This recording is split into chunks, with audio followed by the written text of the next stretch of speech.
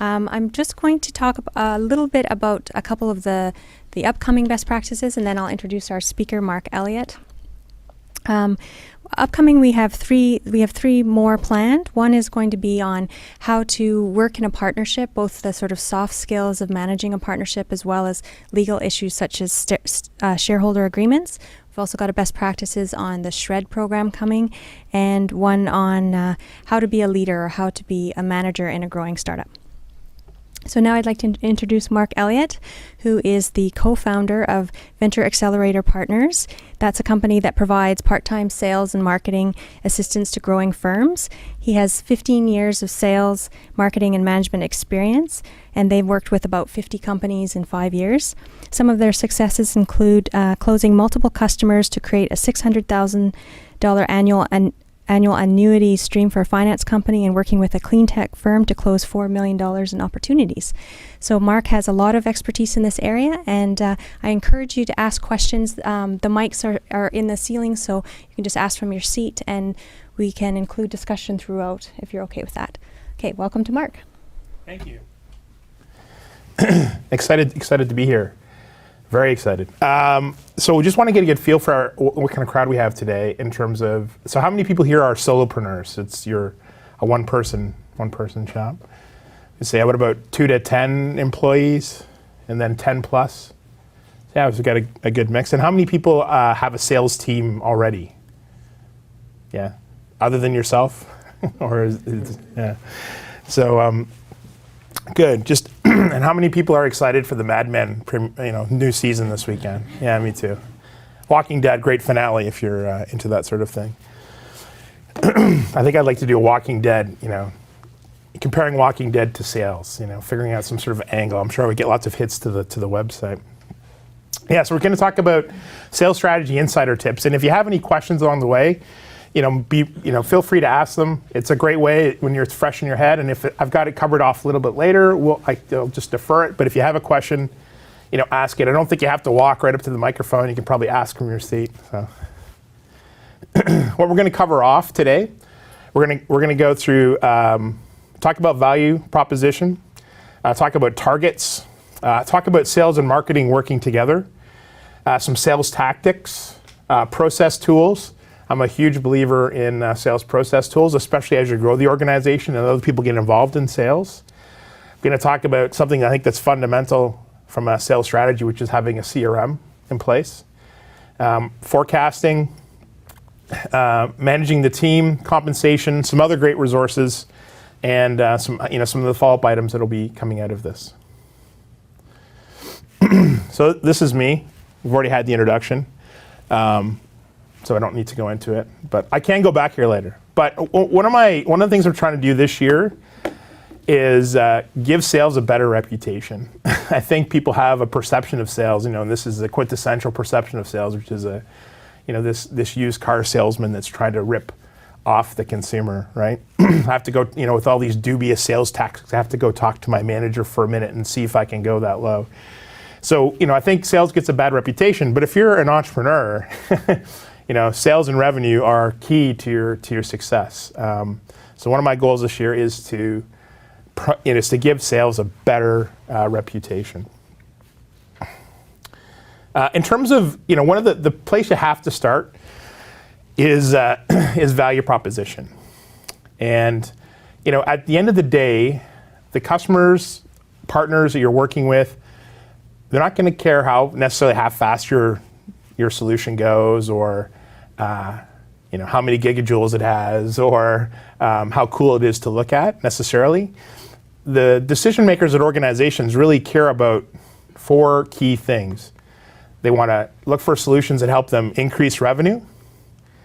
They want to look for solutions that help them reduce cost. They want to improve productivity. That could be productivity of people as well. And they also want to avoid something bad. So avoiding something bad, that's things like a lawsuit or bad public relations, or violating Sarbanes-Oxley, right? But really, from an organization, a B2B organization, those are really the 4 key things that they're wanting to do. And so you want to be speaking to the benefits of your solution. not necessarily what it does, the features and functions, but the benefits. It used to be, when I started in sales, it was feature, function, benefit. I think it should be the absolute opposite way around. It's benefit, function, feature once you get into it.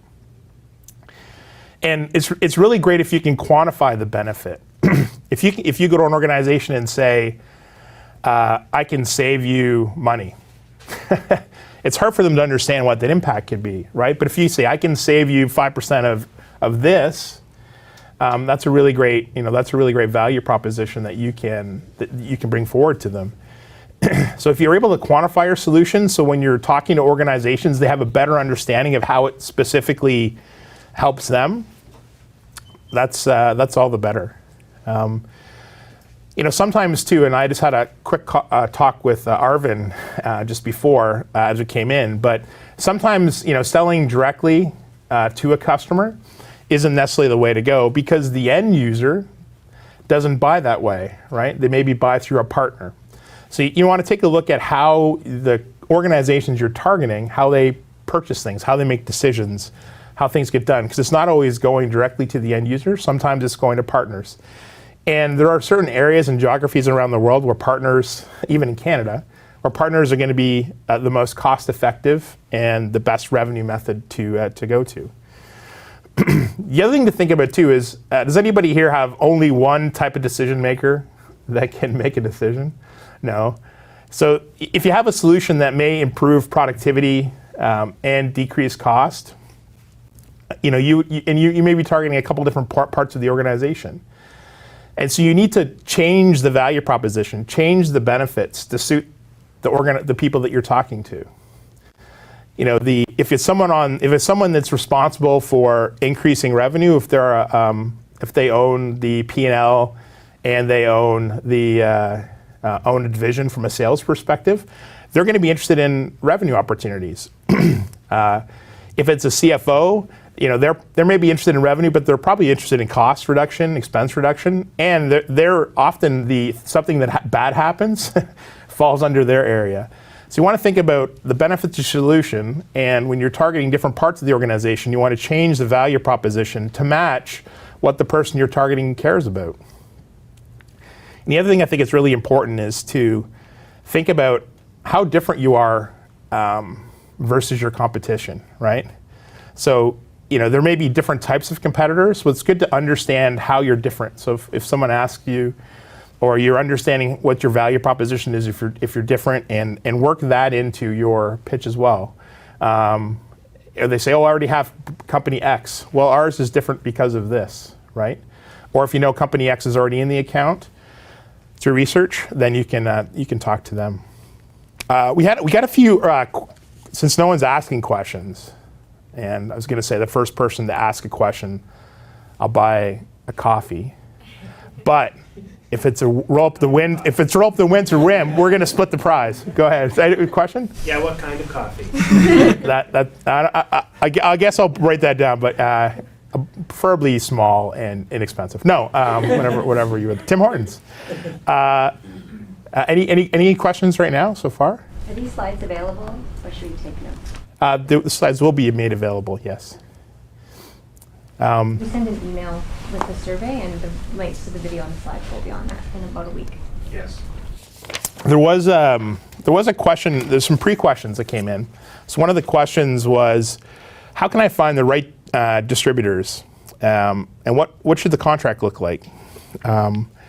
So I think one of the things you probably want to do is engage MaRS in terms of try to get some templated get some advice on partnership agreements and things. But I think partnership agreements in business are just like your relationships outside of business. It's all about expectations, right?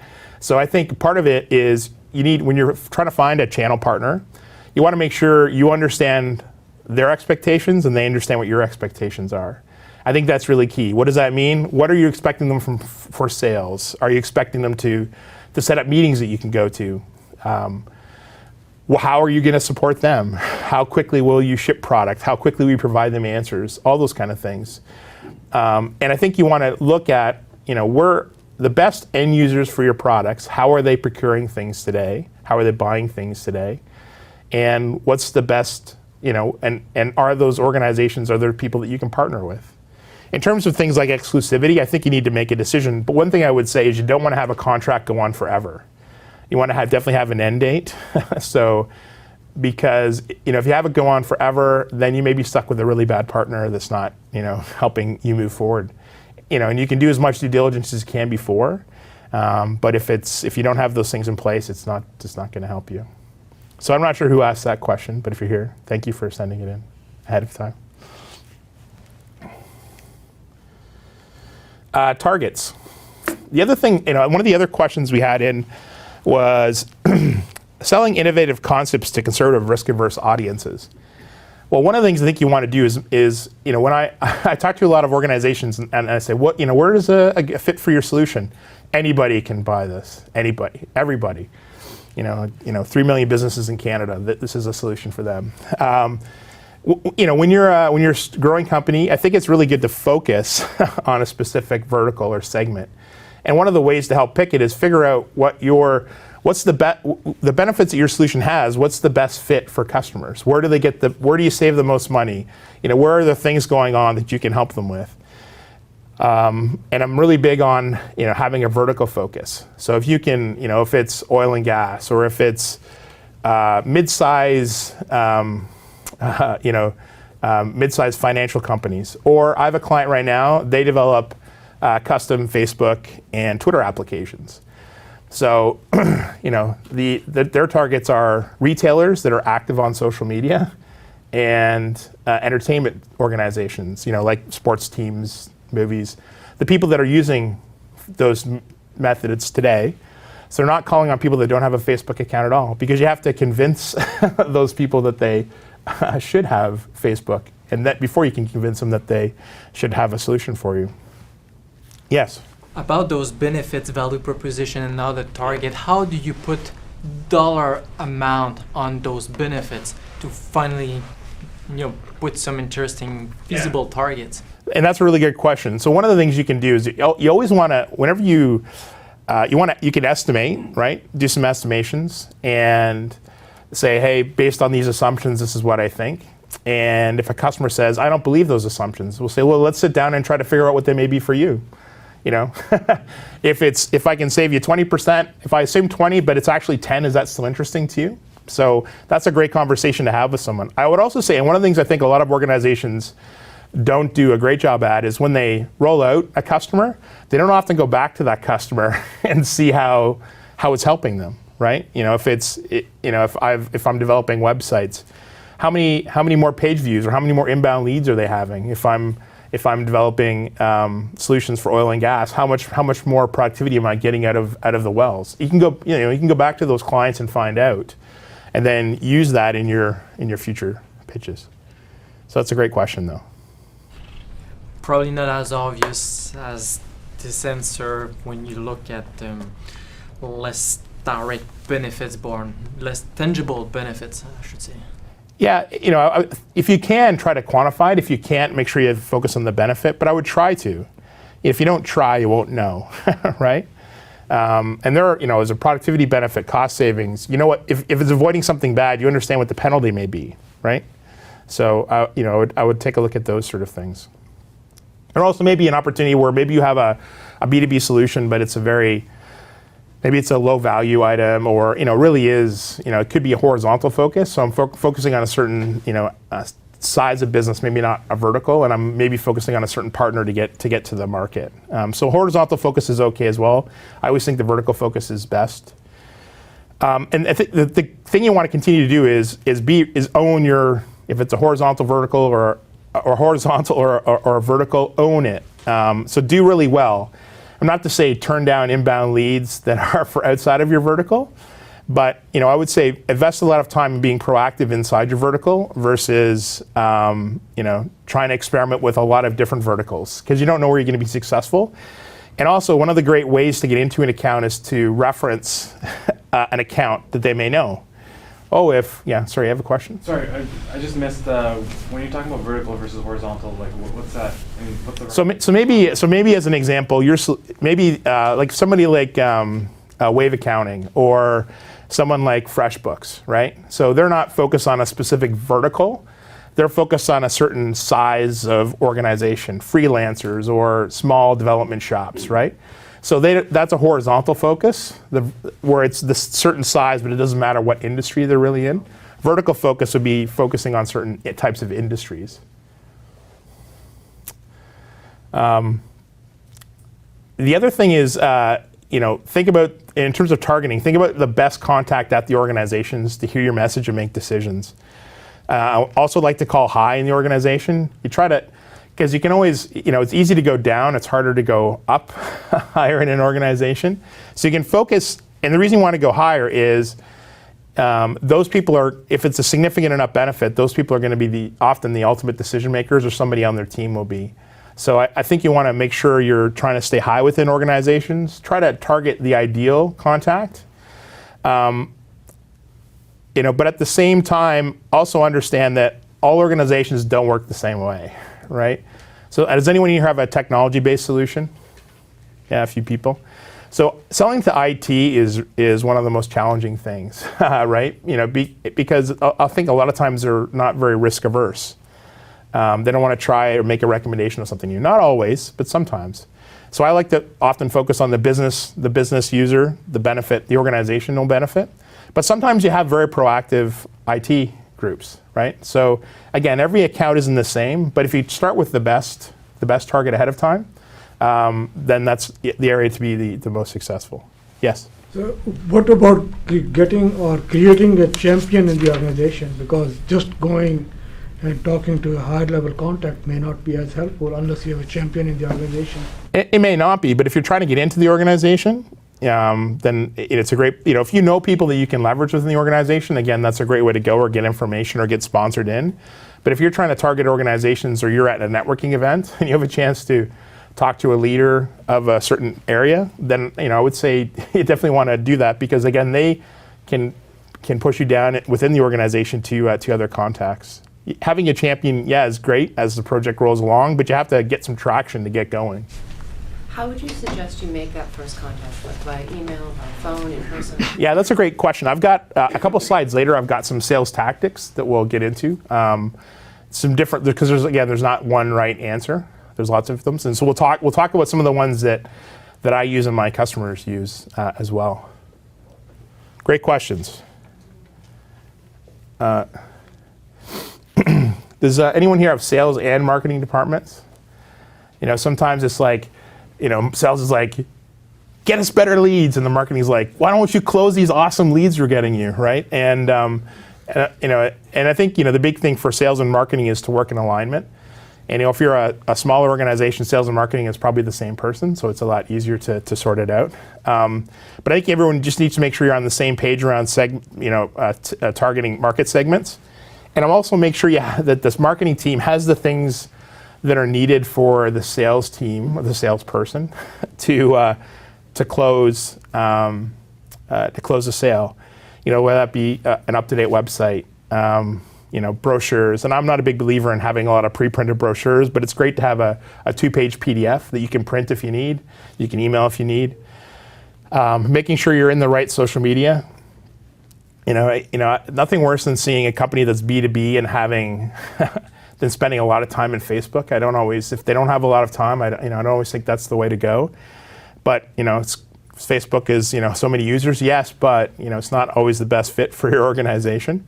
I'm a big believer in content marketing. Mark Evans did a really great session recently as part of the Entrepreneur 101 on kind of marketing communications, and he's a really, if you're looking for some great ideas on content and blogging, Mark Evans is great. This guy generates probably 1 or 2 blogs every day, and he works with a lot of really great fast-growing companies here in Toronto. So new blog content is great because it gives the sales team something to share. It gets people to your site. And it's a great way to utilize social media like Twitter and LinkedIn to help share some information. Public relations and even traditional media. So I have a client that has a really sexy, they do truck leases, but they do them for They do them to include maintenance, and it's specifically for industrial applications. And so, there's a segment of their market that don't even have websites, right? So, a social media campaign for them isn't necessarily the way to go. But they have some clients that are mining companies and manufacturing companies in terms of steel. So those companies need to see websites, need to see some things. But maybe for them, some having some radio time or having ads in newspapers in northern mining towns is sometimes the best way to go. I think it's also good to understand what makes a good lead, right? What does a great customer look like to you? Sometimes you can waste a lot of time on a customer that's too small. And often sometimes it takes more time to close a really small customer than it does to close a big customer. Because they haven't gone through the process, and so you're spending a lot of time on a customer that's not going to get you a lot of revenue. So make sure that when you're working with the marketing team, you understand what makes a good lead. And I think it's really important for everything to measure all your activities so you can understand what's working, what's not. When you do a campaign, or when you do a trade show, or if you do a social, media campaign, or if I do some PR, what are you getting out of it for the dollars you spend? I think that's really important as well. Any other questions? All right, sales tactics. Who here loves to cold call? There's a couple of people, that's awesome. Cold calling is probably the hardest thing to do in sales, and it's probably the least amount of fun, unless you're really wired that way, but often entrepreneurs aren't. But the problem is in B2B sales, you can't wait for the leads to come in. You have to be, and when you get started, it's great if you have that problem, you have too many leads coming, you don't know what to do with them. You probably don't need to be in this session. But it's not always the case, especially once you get started. So one of the keys, I think, to being proactive from a sales perspective is research. So at the bottom I have warm call, cold call. So really most of the calls you make should really be warm calls. And there's so much great information out there, it's ridiculous. Between the web, social media, and I don't know if anyone uses Jigsaw. Jigsaw is an open source database of contacts. It's free to use. Basically, you put a contact into the bank, you get a contact out. You can also get a subscription. It's actually owned by Salesforce.com. I think they call it open data now. But it's a great way. But there's so much information you can find on companies' websites through social media that you can use to educate yourself. As an example, I had a call with one of my clients with a very large consumer goods company, and we were dealing with the agencies that work with them. One of a new person that was going to be in our meeting was originally at one of my clients' customers before, and we found that out through LinkedIn. He didn't have a relationship with that individual, but using LinkedIn, we're able to identify them. We're able to then go to the existing client and get a referral or get a reference in, and it made the sales meeting a lot better. So again, there's so many things you can do on social media. Is everyone here on LinkedIn? Is anybody not? No. Is anyone here on Twitter? Yeah, good. So Twitter, I love Twitter. I book meetings through Twitter all the time. I've got a meeting this afternoon with Score, with technology content. The reason I'm here in front of you today is because I booked a meeting with the CEO of MaRS through Twitter. So, yes, thank you. It's so hot, but you've turned on the air. So thank you. So Twitter is a really great way to get information, and also some people are really great on Twitter. If you've got a social media solution or you're selling to marketing, Twitter is a great way to make an introduction or to see what events people are at. So it's a really great tool. But the best tool for B2B sales is LinkedIn. And the most powerful thing is the second connection. So, I'm a big believer in I would say about 90% of the people that I'm connected to on LinkedIn I know very well. And what I want to do is when I get a new customer or I meet someone at a networking event, I want to reach out to them, and then you meet these great people on the way that are great connectors that you can share information with, and they'll share information with you, and sometimes they'll make an introduction. And the best connections are customers. If you get connected to a customer, they often know other people in the industry, and if they're a great customer of yours and you're doing a great job for them, it's a great way to get an introduction to somebody else. So when you're doing research on a new company, go to the company page on LinkedIn and see where your connections are. It's a great way to get introduction, maybe to meet somebody within the organization that's maybe not exactly the right contact, but can get you some information on the organization. Yeah. So I would definitely do that. And one of the things we like to, so wherever we can get a referral or get an introduction, we'll do it. It's the best way. But you're not always able to do that. So one of the things we like to do is we like to send a targeted email. So we like to create a really short email. It's specific to that customer. It's not an email newsletter. It's the same message is blasted out to all 500 contacts. I'm sending a specific email to that individual. I'm using research from their website, from social media, from newspapers, whatever, to talk about how my solution can specifically help them. I am highlighting the benefits to that, not just that company, but that individual. And I've got an action. I'd love to, and I always say, because the goal of that email isn't to sell somebody. The goal of that email is to get them on the phone or get them in a meeting face to face and spend a bit of time with them. So, that's what I do. And then after we'd like to do follow-up telephone calls. And if you've sent an email, it's great to reference. Hey, I'm just following up on the email that I sent. Wanted to get some feedback on it. At the same time, you want to make sure that if you're emailing somebody and you're targeting them, that you think you can actually help them, right? It's really key as well. There needs to be something in it for them, for the relationship to actually go anywhere. And one of the other things, there's also lots of great networking events. We're really lucky to be here in Toronto. There's lots of great networking events. Yes, question. Is there a list of these networking events? There are a few different lists that you can find. We do a list of networking events on our blog at the beginning of each month. So we try to capture events here in Toronto, kind of out towards Hamilton, St. Catharines, and up to Waterloo. But you can get them, or if you go to Startup North. Startup North is another great entrepreneur website, mostly for tech. It's a great place to find out what events are going on. I'm not sure what MaRS has in terms of, MaRS has lots of great events here. Our e-newsletter has MaRS events and other events in the MaRS Center. Right. Yeah.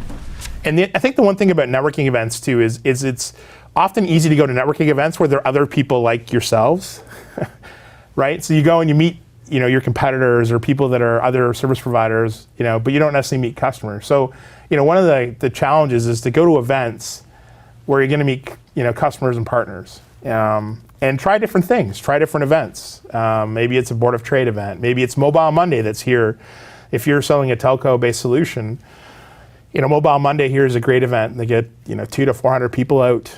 They have lots of great speakers. You get small telcos. You get the major telcos. You get software developers. You get lots of great people out to it.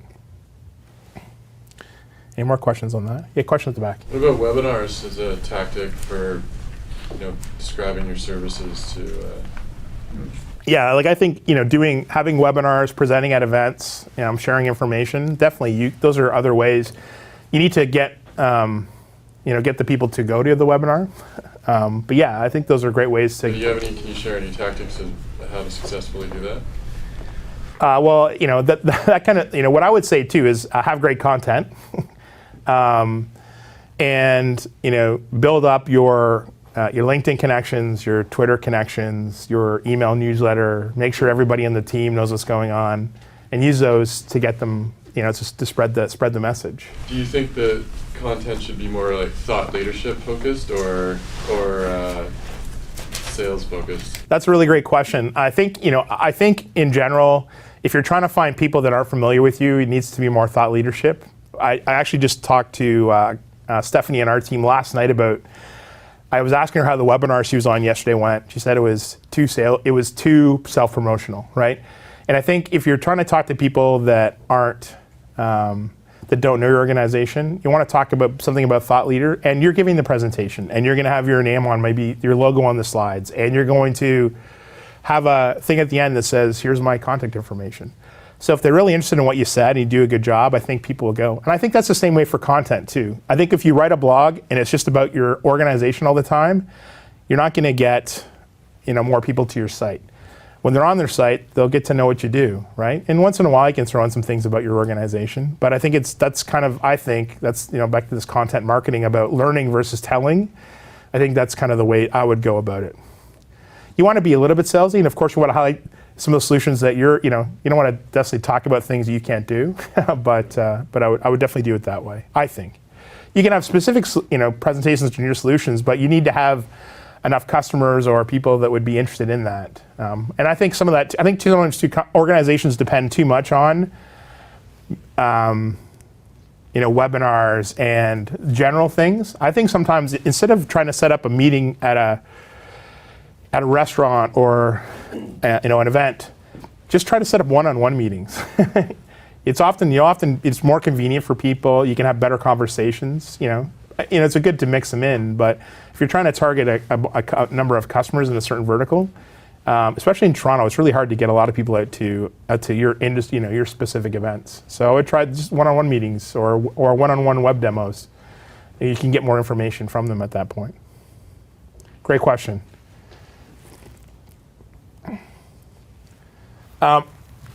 Sales process tools.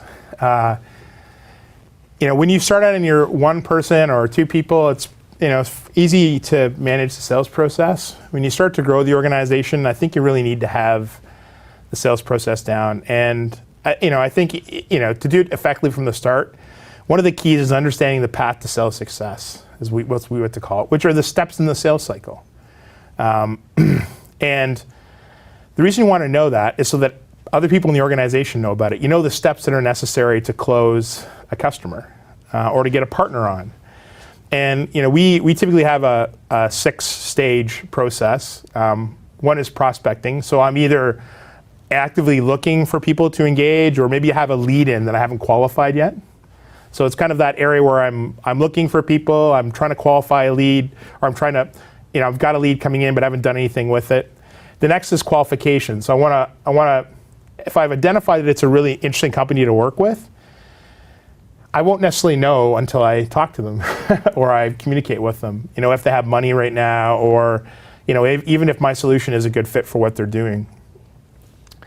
And then the next one, once you understand if it's a good fit, then the next stage is proposing. And that could be doing a web demo, that could be doing, sending actually a formal proposal in. The next, and there are a number of other steps in there. I'm just, kind of giving you a high level to closing, where you've got, they actually said, yes, I'm really interested in your solution. Can we, I'd like to move forward. But nothing's ever closed until you get paid, right? So that's where the rollout phase is, or until you get the contract signed off on. And there's one other stage we don't put in here, but it's really a really important stage, especially when you're starting out, is closed lost. Every time you lose an opportunity, you put a significant amount of effort into, you want to understand why you didn't proceed, because that can often tell you more than when you win. So if you're not doing that, I would try to do that all the time. And a lot of organizations will spend a bit of time with you to do that. One of the things you want to balance off is I want to have, I want to process everything out. And I've worked for a really large company, and we had, we had a multi-million-dollar CRM, and we had, templates coming out the wazoo. We had so much process that it was bogging down the sales reps. So, you want to have enough process to make sure people are organized, but I also think you want to leverage, tools as much as you can. And one tool I think is really effective, and we have a one-pager, which is a meeting plan. So before you go to a meeting, and especially if you go to a meeting with somebody else, but even if you go to a meeting by yourself, who are you meeting with? Why do they want to meet? So not just why you want to meet, what are they hoping to get out of it? What are your goals for the meeting? What do you want to accomplish? And what are your next steps? For every meeting you go to, you should have that laid out. And especially for going with somebody else. Have you ever been in those meetings you're trying to kick the person under the table to not go down that path yet? Do that ahead of time. Make sure, split up who's going to say what during the meeting. The other thing I think, in terms of sales process tools, I think one of the things when you're working with a sales team, or even if you're working with another member of your organization, is to set targets. And it's great to focus on the revenue, but don't just focus on the revenue. Focus on the things you need to do to get to revenue. And for the B2B sales, that's things like meetings, proposals, demos. Maybe there's the 5 biggest accounts you want to get into. So you have goals, and I want to get into 2 of these accounts this year. So you want to set, activity targets can be really important. Another thing you want to do is outline what common objections you may face and how do you overcome them. And I would say if you start with something like 10, that's going to give you a great place to start. And why do you want to do that? Because you get good at handling those objections. And also when you start to get good at handling objections, it's almost like almost like a Jedi mind trick. You've got this process where you think about it. You pause, and then you want to understand what's behind the question, and then you can provide a reason that's not going to be an objection. But having those objections set out makes it really easy, and especially if you've got maybe a new salesperson or someone new to the organization. It's a great way to get them up to speed really quickly. And also making sure you have the deliverables that are important. So a thing like a brochure, a 2-page PDF, a lot of focus on benefits, presentations. So I would have create some templated presentations. You don't necessarily have to create them as one-offs, but create when you go to if you go to a meeting, save it, have it, or have a generic one that you can tweak a bit.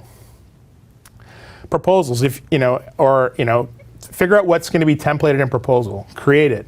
Have it all ready to go. How much does everybody love writing RFPs, right?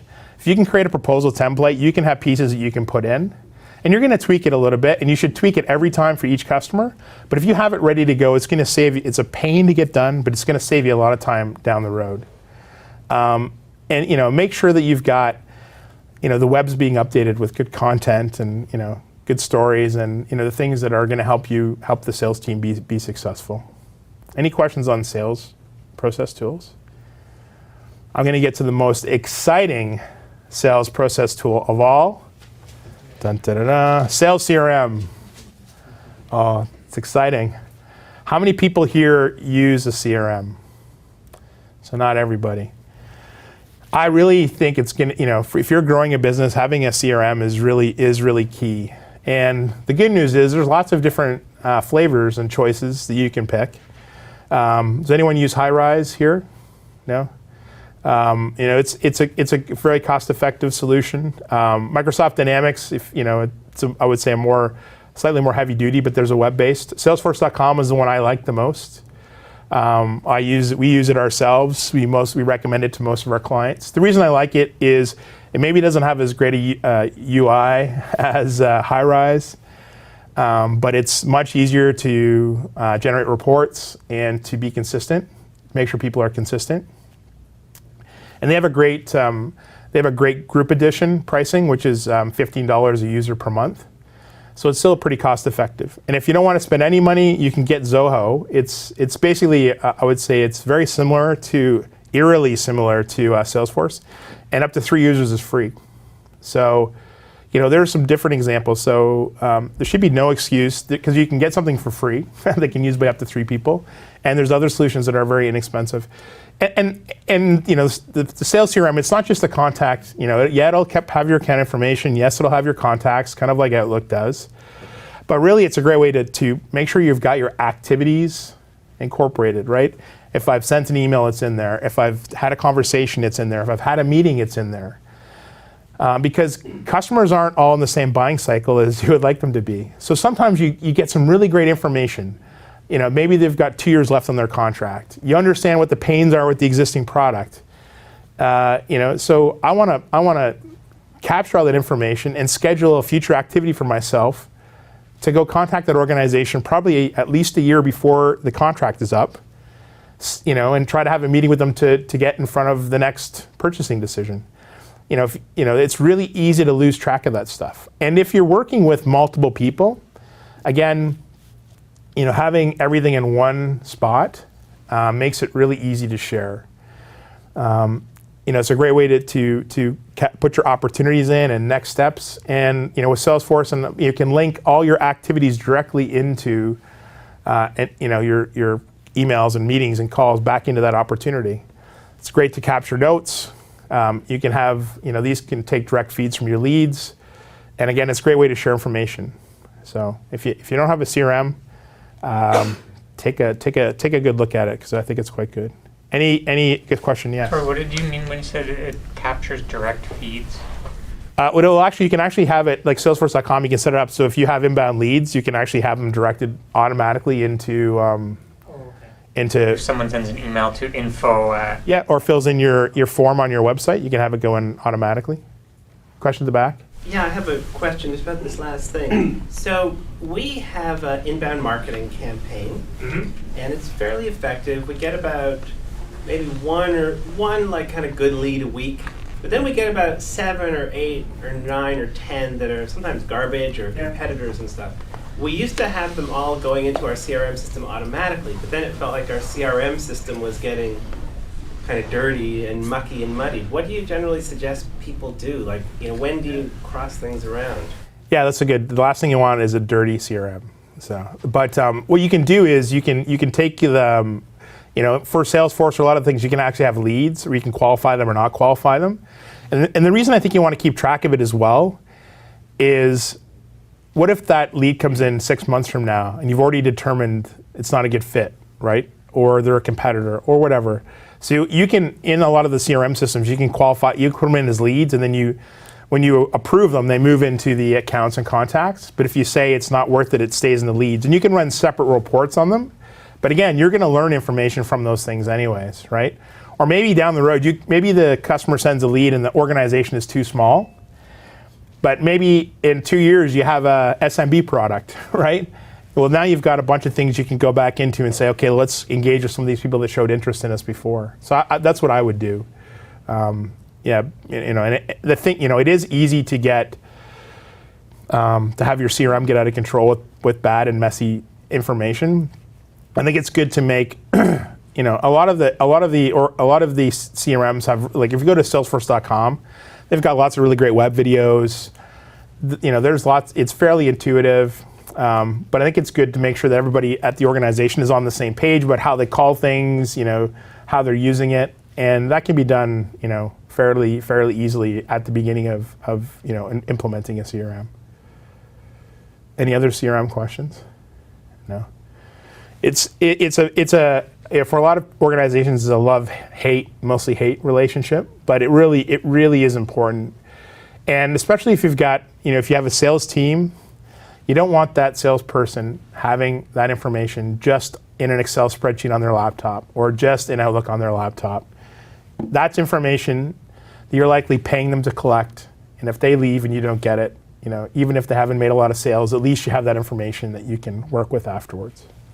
Yeah.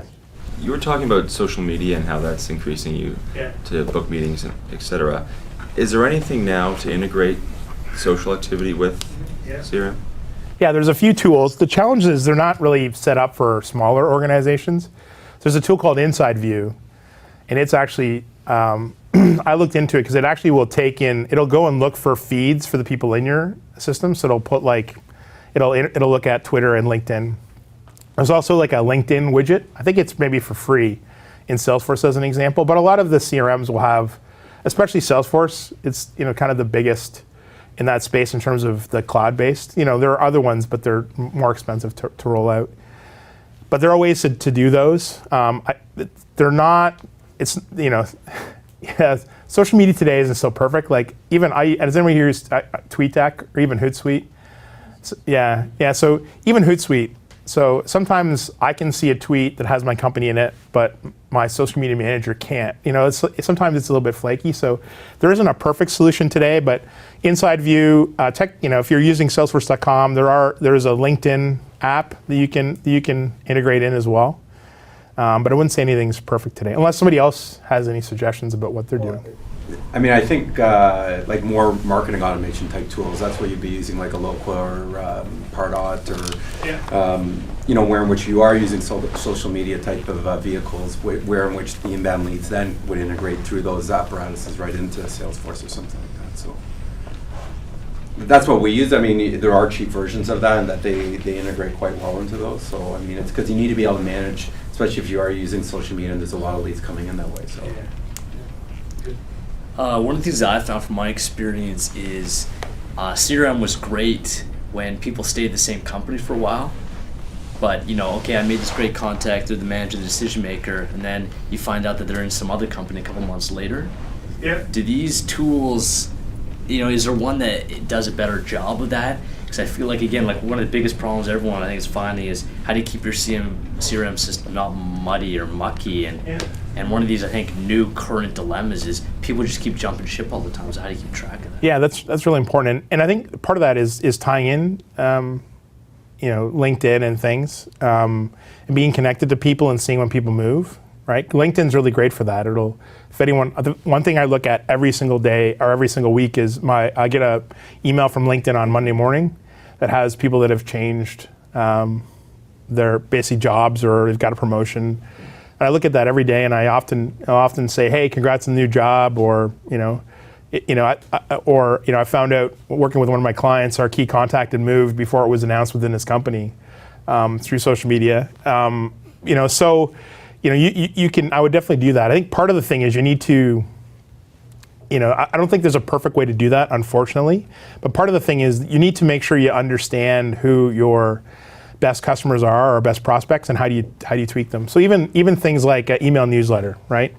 So if the emails start bouncing back or people aren't opening them, you can see who's there or paying attention, right? But I don't think there's any foolproof way to check on that, unfortunately. I think when if you have great opportunities, you want to check into those opportunities frequently.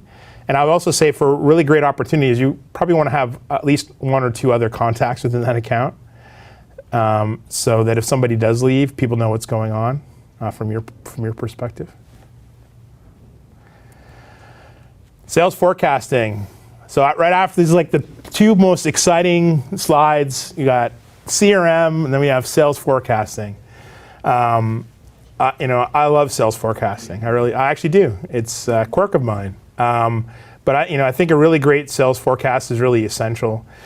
And the best is bottom up. Have you ever been to those, sales meetings, or if you worked for a large organization, they're like, here's what your number is this month, and go and do it. And it's great to have a goal, but it doesn't always translate into what's going to happen. So, bottom up sales forecast is the best.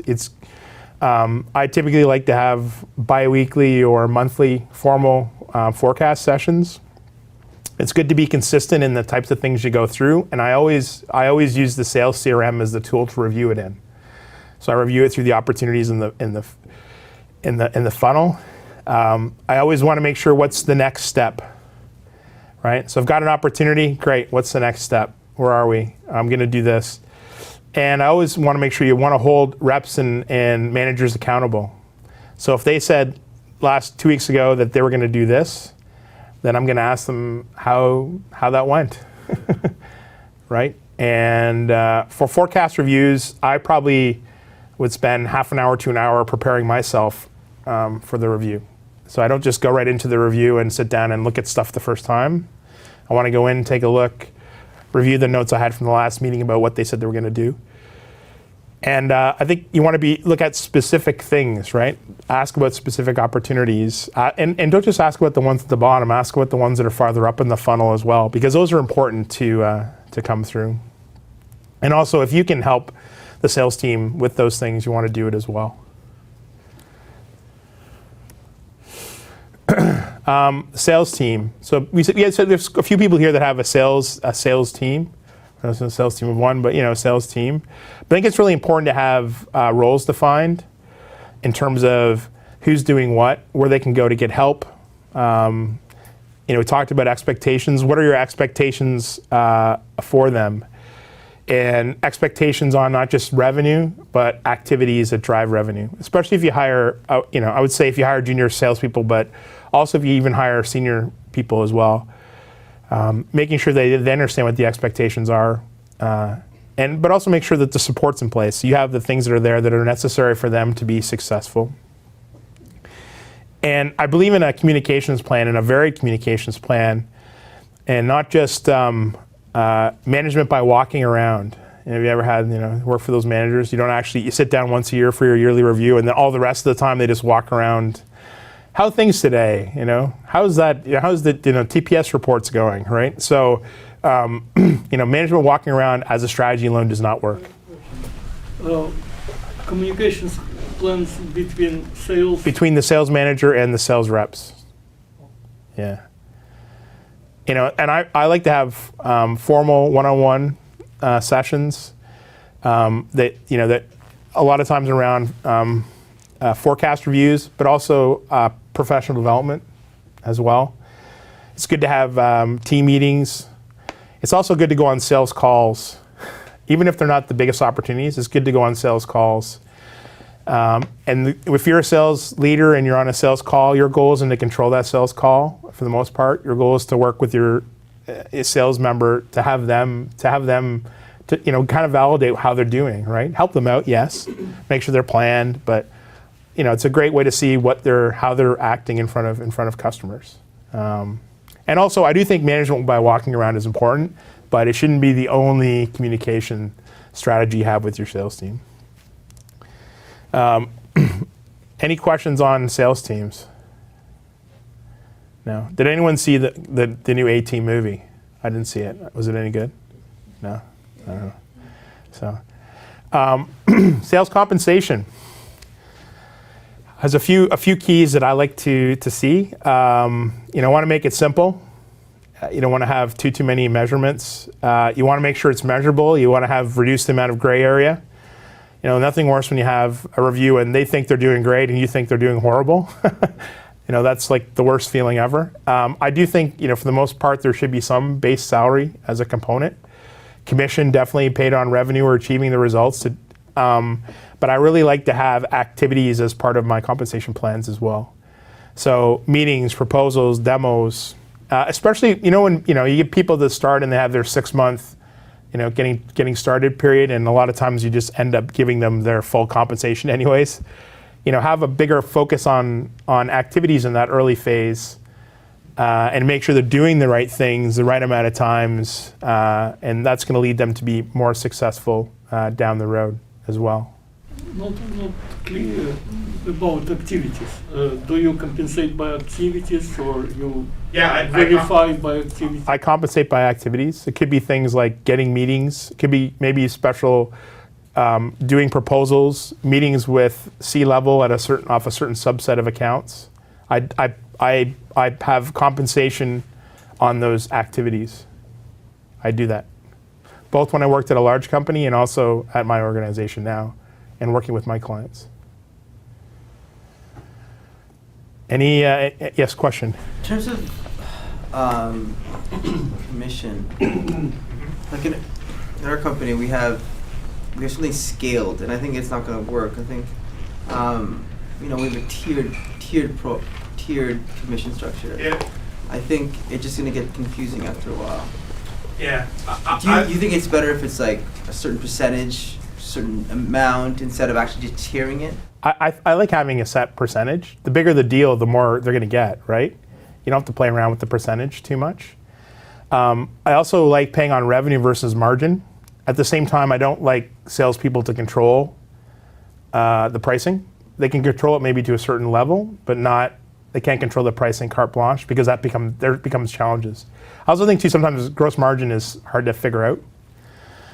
I work for a company that set artificial gross margins, and so I'm paying you on gross margin, but I'm setting artificial gross margins, and so it was a really horrible system. So if the top line revenue is the simplest thing to do, and pay them a flat commission, maybe you want to pay them slightly higher revenue on maybe higher margin items, but I would say for the most part a flat. They're going to try to sell the most of whatever gets you the most revenue. I think. Do you have any figures off the top of your head? Like, for example, if we use software, which is average, 90% profit in software, and so say you sell software for $100,000 deal, like what's a decent chunk they're the sales rep on revenue, like 5%, 10%, 20%? Yeah, I would say 5 or 10%. I think typically when we've done work with clients or markets, it typically works out to be about 20% total cost, your sales team to your sale, right? So that's a metric that I've used. It's different when if you're reselling something, I would say that's more for software or you're manufacturing something. And again, it changes a bit depending on the margin. If you're selling software, you have a lot more to play with than if you're reselling something from somebody else and you're only making 20 points of margin in total. You have to change the compensation plan, but that's the rule of thumb that I use. Is that gross or net? The 5 to 10% commission? It's off top line. Yeah. But can you explain the 20% though? You're saying the total cost of sales? Total cost of sales off total revenue, yes. When you're figuring in their salary and... Right, so everything, travel, everything, okay. Yeah.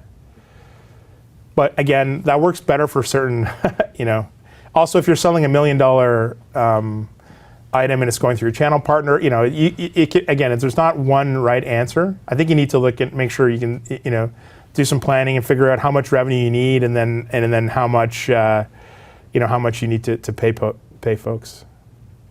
Question? How do you establish the price, for example? How do I know that a prospect can bear so much money?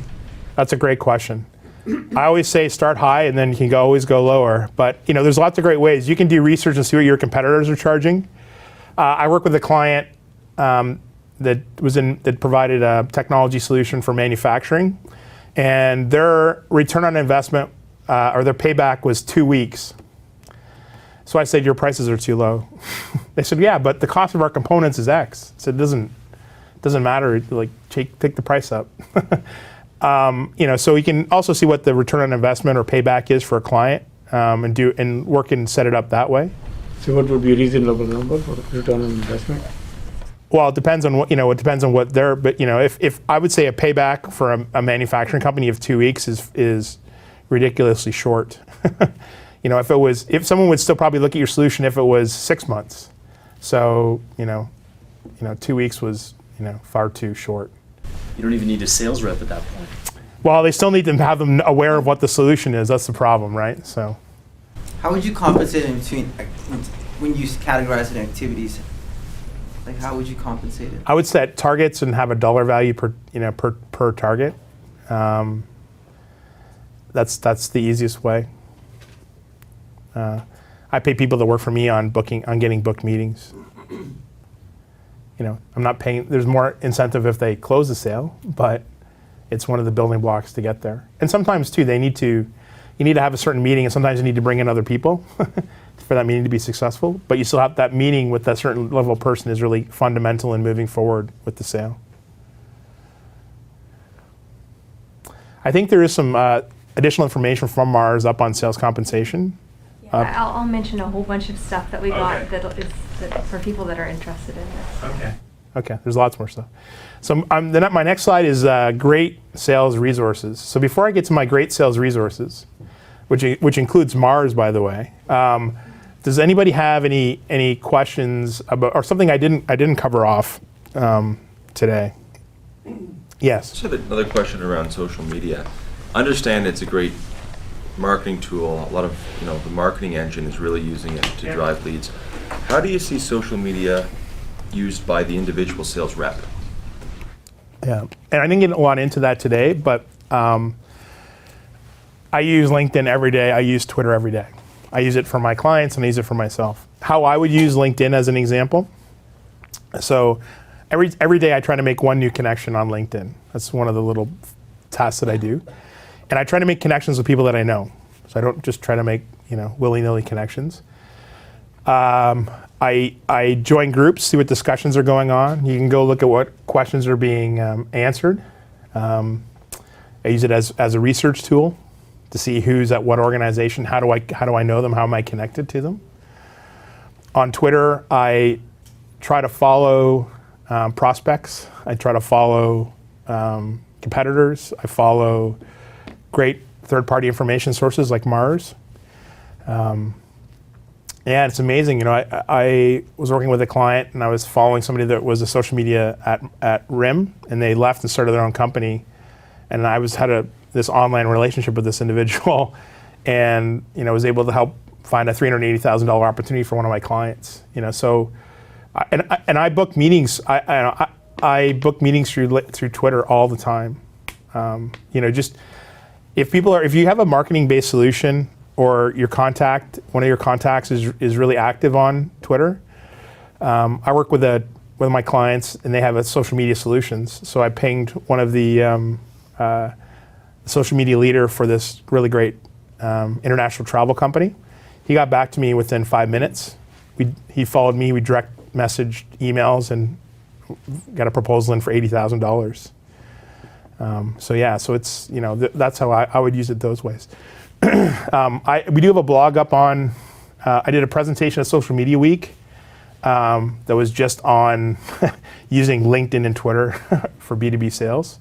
So if you head by our blog afterwards, I'll have that's up there as well. Question at the back? Yeah, excellent presentation. Our company, we're very small, and we also have a product that's hard to sell, in the sense that, you know, only people need to buy this product like once every 5 or 6 years, let's say. Yeah. And so, you know, do you recommend that we're doing inbound marketing almost exclusively? Yeah. Since it's so hard to sell and it's so hard to meet people in the right buying cycle, you know, would you then, you know, if you had a salesperson, would their job basically be to kind of do what you're describing, just to have their antenna up constantly? Yeah. Because our approach has been, we tried to just sort of get lists of targets that, you know, were fast growing and fit this or the Brandon 300, and it pretty much failed. Yeah. Well, you know, one of the things I would do for that, you know, I would maybe start out a bit small and have someone's part-time spent on it, but maybe think about the top 20 or 40. If you could say, what are the ideal clients that you had? If you could have these clients, what are the ideal clients? And I'm going to invest some time, you know, proactively targeting those clients. And I'm going to then use my CRM to keep track of when the buying cycles are. So I can then make sure when the next one comes up, I'm 2 years out ahead of it, right? I can make sure that my initial contact is still at that organization, right? Maybe I have some time to meet a new person out of their organization, or find a partner, or all those sort of things. So I think if you sell a product that has enough a margin in it that you can afford to have, you know, outbound salespeople, I would invest some time doing that. If it makes sense, right? If your dollar value is too low, if it's a small medium business type of a sale and it's, you know, it doesn't make sense to have a salesperson on it, you can't do it. But if it does, you know, I would definitely have a salesperson on that situation. What if one arm of your business is targeting governmental owners and governmental institutions? Mm-hmm. How would you approach them to make a sale? I would go the same way. You know, there are different governments play by different rules. If you're dealing with the federal government, there are lots of different rules about purchasing. Again, provincial, and it's different by province. So I think you want to understand where your biggest opportunity is, understand what the process is to sell to them, and then make a decision if it's worthwhile. Sometimes it's much easier to sell to municipal governments because there's less process to go through and they have more freedom, or some provinces, than it is to sell to the federal government of Canada or the provincial government. So I think you want to make sure you want to understand what it takes to sell to them. And if it's the federal government in Ottawa and it's a certain type of product, you might need to get on a standing offer, or provincially. So you want to know when those cycles are up, how much time and effort it takes to get on it, and plan for it that way. But it does typically take longer than the private sector. But at the same time, there's still big opportunities that you can leverage if you have the right solutions for them. Yeah, I was just going to add to that. I do the same with government as well, and I talked to my trade commissioner. It was actually quite useful as a resource to introduce me to the right contacts, because the government's just so big, it's difficult to get in front of the right person. Yeah, and if you're talking, they've been good. Yeah, and if you're talking internationally, that I've had really great experiences with trade commissioners in lots of different countries, and there's also an Ontario export group as well. It seems kind of, I don't know.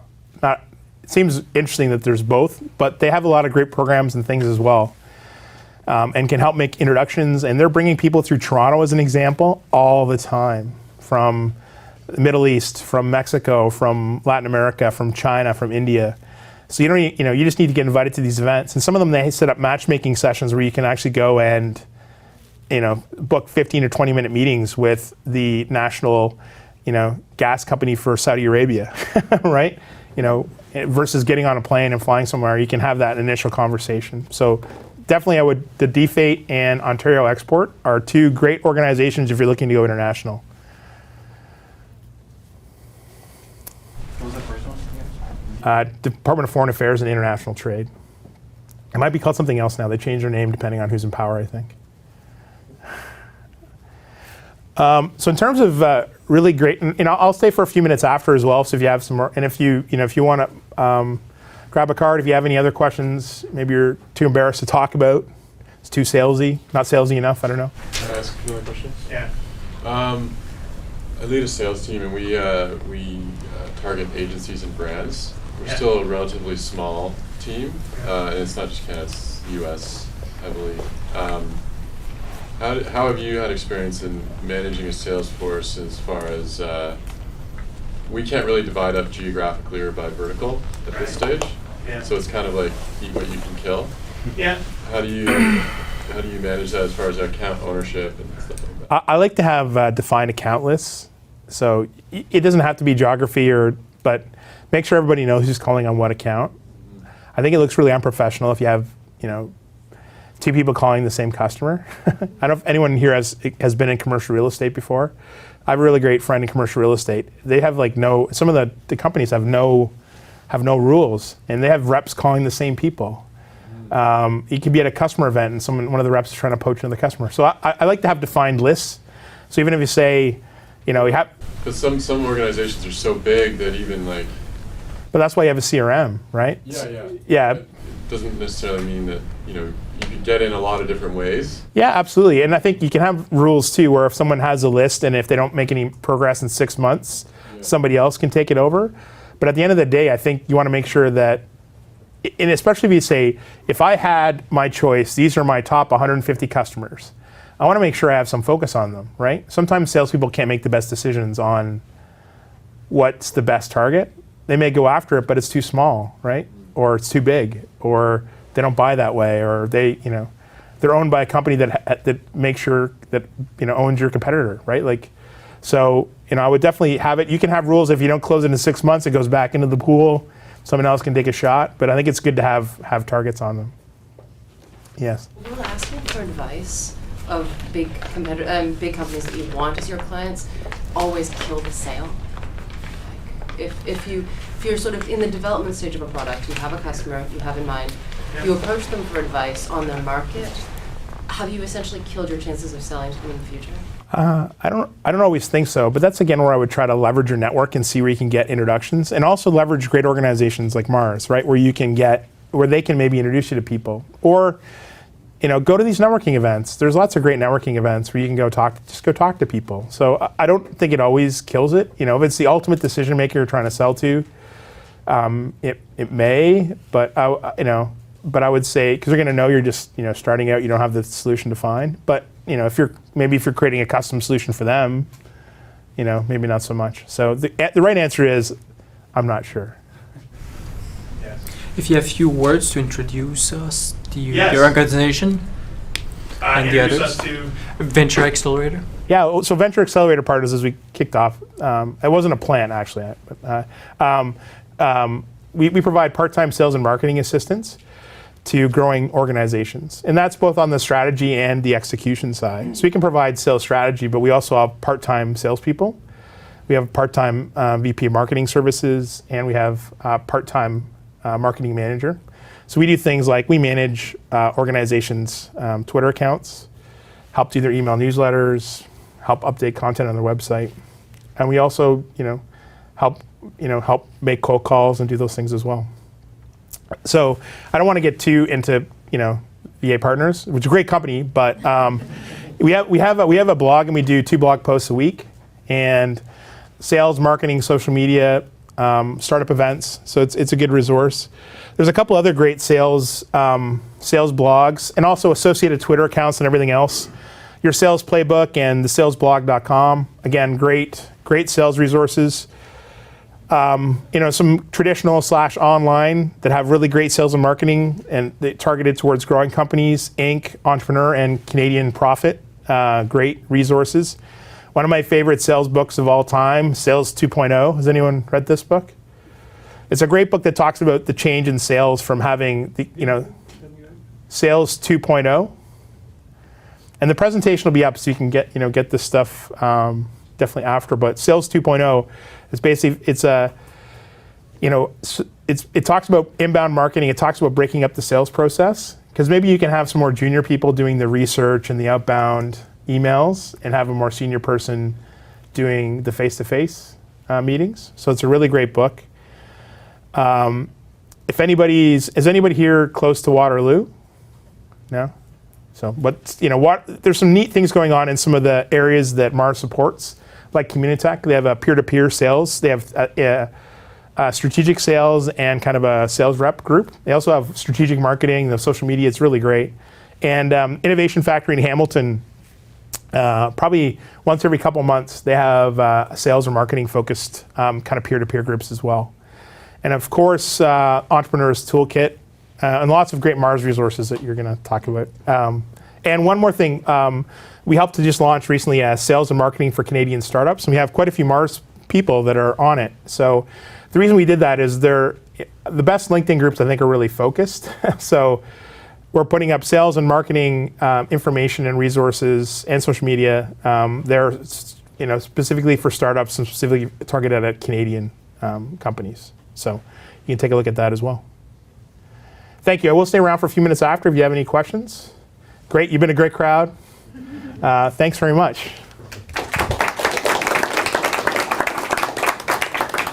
So I just have a quick announcement. I want to thank you very much for Mark. That was great. You clearly have a lot of practical and sort of deep domain expertise in sales. Sales is so important. So on the email that we send after best practices with the survey and the video and the slides link, we're going to put a number of resources. We've got a sales team compensation video, a sales recruiting your sales team video. We've got 3 workbooks in sales forecasting. One is top down, bottom up, and one is early stage B2B sales. And I'm forgetting another resource we have. Oh, and if you're a MaRS client, we also have a workshop series. That's the B2B sales process. It's 3 workshops that are 4 hours long. Really goes through your sales funnel, figuring out the process and sales calls and that kind of stuff. So there's lots more that we can help you with. But thanks very much, Mark, for saying nice things about MaRS too. We didn't pay him, I promise. No, I'm not paid at all.